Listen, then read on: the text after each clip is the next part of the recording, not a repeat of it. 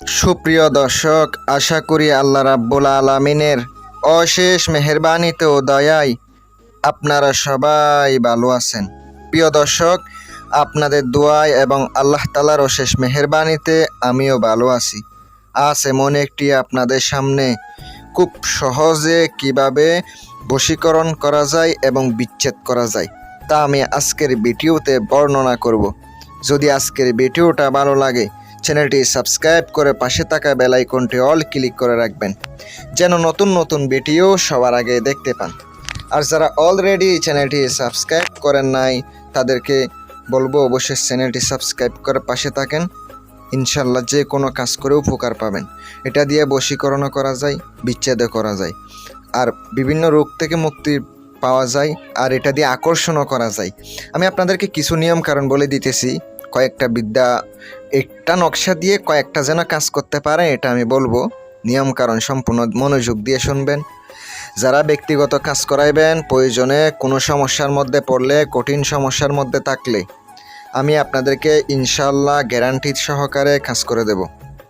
আপনারা যদি মনে বিশ্বাস, ভালোবাসা, ভক্তি থাকে, ইনশাল্লাহ আমার সাথে যোগাযোগ করবেন। কথায় আছে, বিশ্বাসে মিলাই বস্তু, তর্কে বহুদূর। বিশ্বাসে ভক্তি, ভক্তিতে মুক্তি।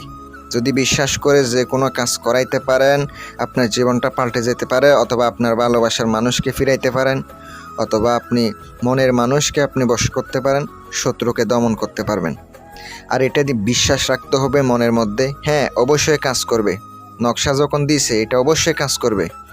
এই নকশাটি প্রথমত পাক পবিত্র অবস্থায় মেশকো জাফরানের কালি দ্বারা শনিবার অথবা মঙ্গলবারের দিন নকশা লিখতে হবে 3টি।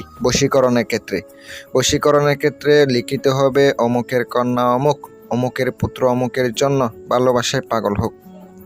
আর যদি বান মারার ক্ষেত্রে হয়, এটা বান বিদ্যা দেব না। বিচ্ছেদের ক্ষেত্রে হলে অমুকের ছেলের সাথে অমুকের মেয়ের বিচ্ছেদ হোক, এটা অবশ্যই লিখে দিবেন। লিখে দেওয়ার পরে আপনি এটা দিয়ে যদি বিচ্ছেদ করাইতে চান, নামগুলো উল্টাপাল্টা হবে, আর সবগুলা নিয়ম একই।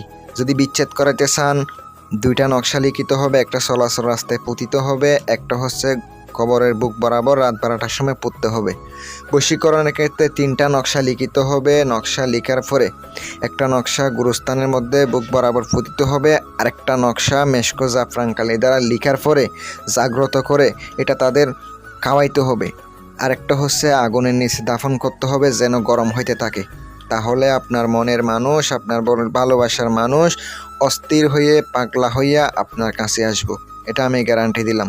আপনার যদি ভালো লাগে, চ্যানেলটি সাবস্ক্রাইব করে পাশে থেকে কাজ করেন ইনশাল্লাহ। আর যদি আপনি না পারেন, আমার সাথে যোগাযোগ করবেন, কিন্তু ভুল করলে কাজ হবে না, নিজের ক্ষতি হইতে পারে। আমার পক্ষ থেকে অনুমতি দিলাম। আসসালামু আলাইকুম ওয়া রাহমাতুল্লাহ।